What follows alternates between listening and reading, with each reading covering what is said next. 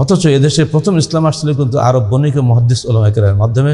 ওমর ফারুকের জীবদ্দশাতে আপনি রামু উপজেলা আছেন চিটাগাং, রামুর যে রাজা ছিলেন রাহমি রাজা হিন্দু, তিনি ইসলামের সংবাদ পান এই আরব বণিকদের মাধ্যমে। আরব বণিকদের জাহাজ চলাচল পথ ছিল চিটাগাং হয়ে, ওরা যেহেতু আপনার চীনে, ওরা আরব সাগর পাড়ি দিয়ে ডাইরেক্ট এসে ওখানে থামতো।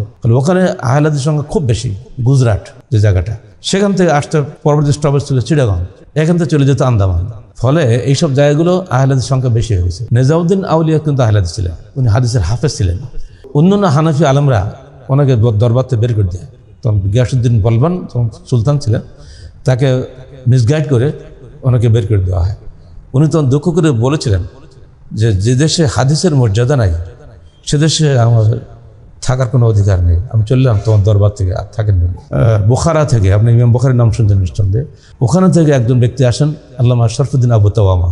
উনি প্রথম কুরআন বুখারী এবং মুসলিম শরীফ নিয়ে আসেন বাংলাদেশে। এসে সোনারগাঁ তখন ছিল আমাদের রাজধানী, ইশাগার রাজধানী যেরকম বলা হয়। উনি ওখানে বসে 22 বছর এদেশের মানুষকে হাদিস শুনিয়েছেন এবং বুখারী মুসলিমের দাস প্রথম বাংলাদেশে ভাগ্য হয়, উপমহাদেশে কোথাও কিন্তু হয়নি। সেই সময় যারা মুসলমান হয়েছে সব কিন্তু আহলে হাদিস ছিল। এখন পর্যন্ত কিছু হারিয়ে গেলে মানুষ বলে জিনিসটা হাদিস পাওয়া গেল না, বলি না আমরা। তোমার হাদিস ছাড়া মুসলমান কোনো কাজ করতো না।